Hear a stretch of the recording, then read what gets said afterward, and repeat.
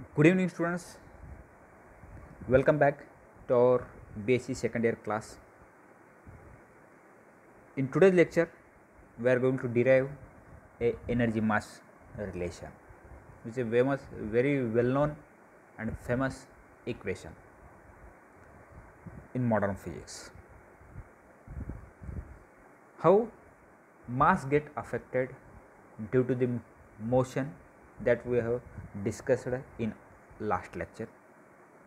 If that frame or that object moves with the velocity of light or nearly equal to the or comparable with the velocity of light, the moving mass get affected, that we derived in last lecture.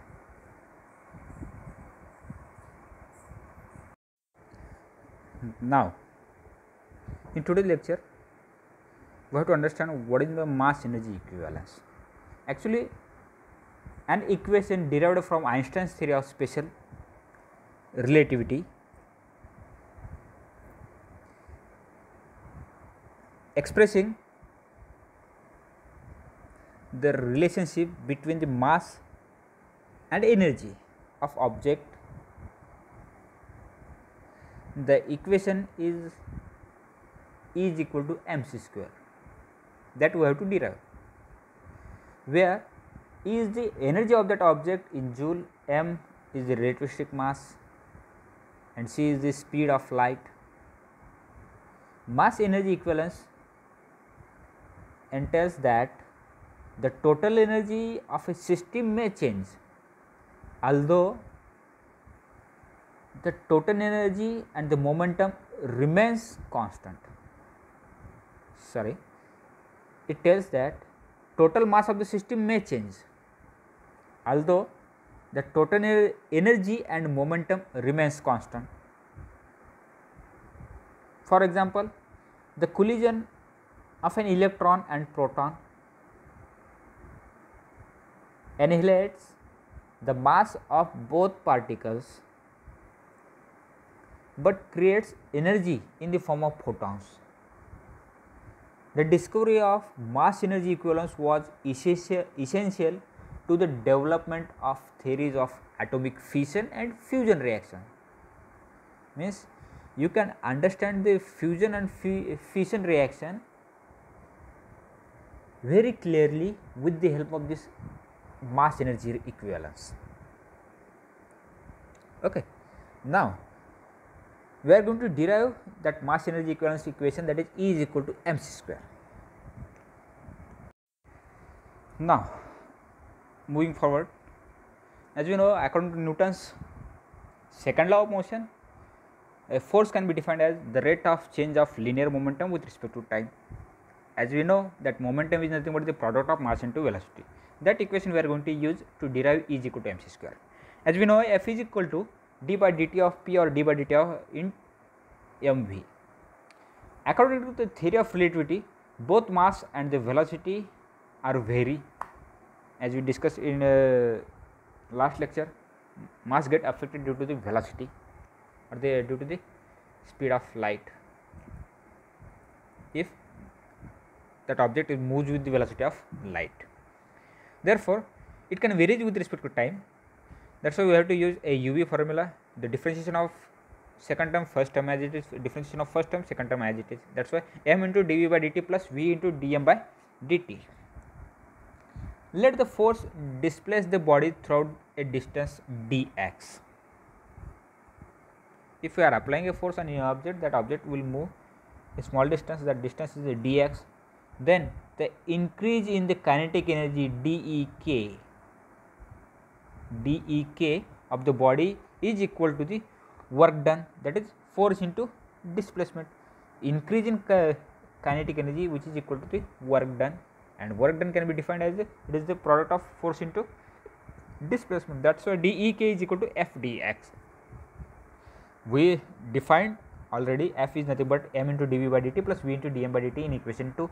If we substitute that value, then you will get m into dv by dt into dx plus v into dm by dt into dx. Now, if we see dx by dt is nothing but the rate of change of displacement with respect to time is defined as the velocity.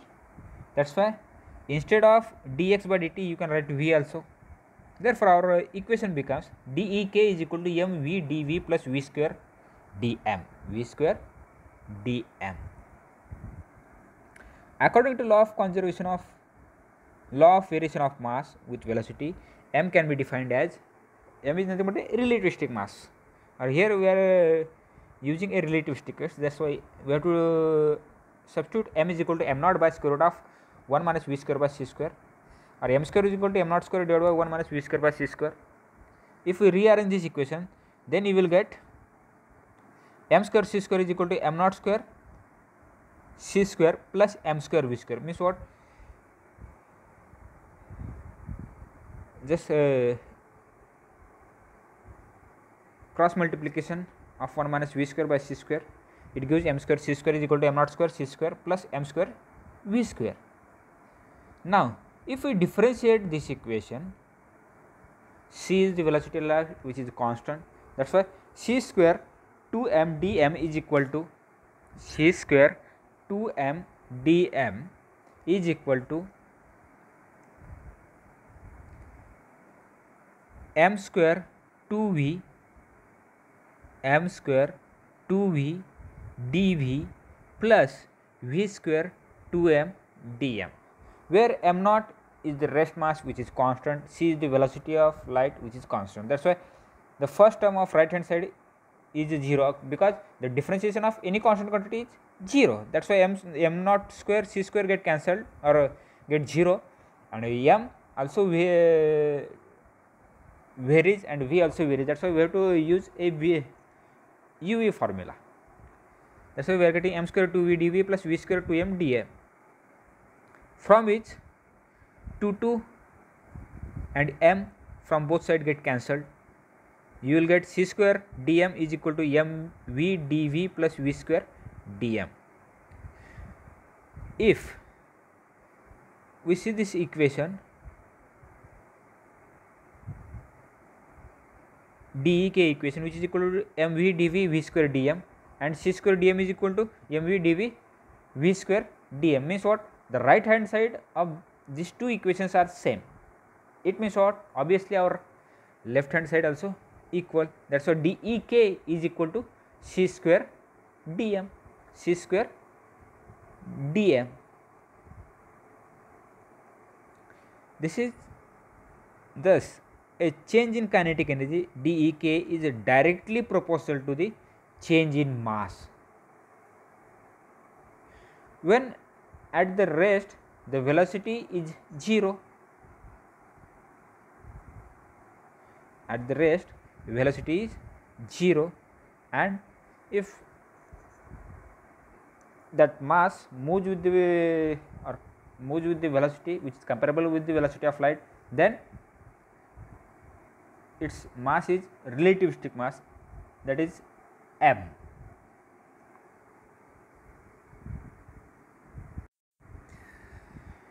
Now, if we integrate equation 6, that is dek is equal to c square by dm. Therefore, if we integrate dek become ek is equal to integration of 0 to ek dek is equal to c square m naught to m. M naught is the condition when the body is at rest. Therefore, the relativistic mass and rest mass is same, that is m is equal to m naught. When it moves with velocity v, its mass become m.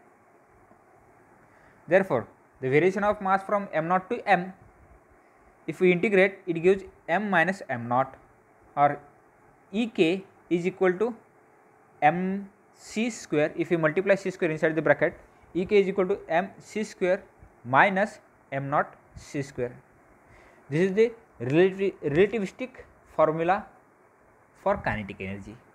This is the relativistic formula for kinetic energy. When the body is at rest, the internal energy stored in the body is m naught c square, is called as rest mass energy, and the total energy of the body is sum of kinetic energy and rest mass energy.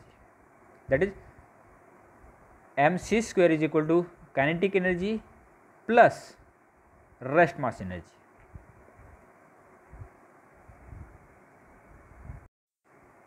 If we rearrange that equation, total energy is equal to kinetic energy plus rest mass energy. We know the kinetic energy is equal to mc square minus m naught c square, and rest mass energy is m naught c square.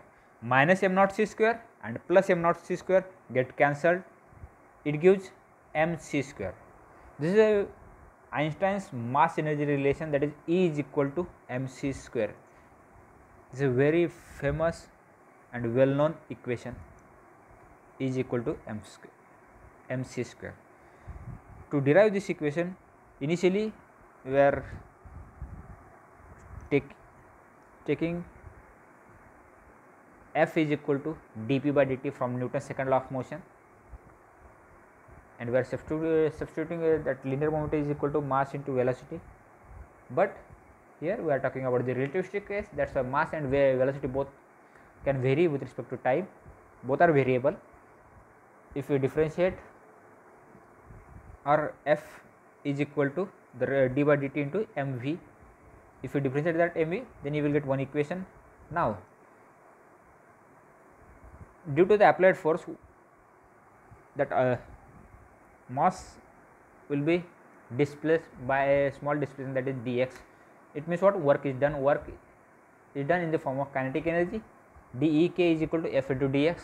If you substitute the value of f and dx, then if you simplify that equation, you will get dEk equation, and that dEk equation can compare with the c square dm equation.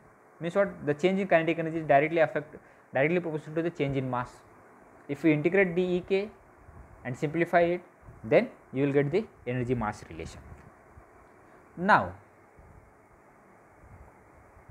what is the significance of this equation? Suppose we use the amount of energy E0 as measured in the rest frame of any object or battery. To accelerate that battery instead of charging, so that it eventually reach a final speed of something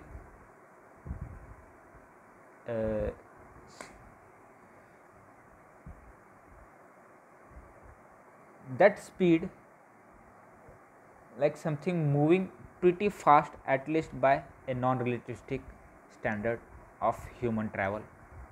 One might think that one is using quite a bit of energy to accelerate the battery to that speed. Means something is there to move that battery with that speed, which is pretty fast as compared to the non-relativistic standard of human travel. Okay, this is the main significance, and it relates with mass. That's why it is a mass energy equivalence, E is equal to mc square. This kind of or this is one of the very important derivation regarding university exam. It will ask for a 10 marks. For that, you just go through this derivation. If you have any doubt with this derivation, you can ask me. I will try to answer your question. Thank you.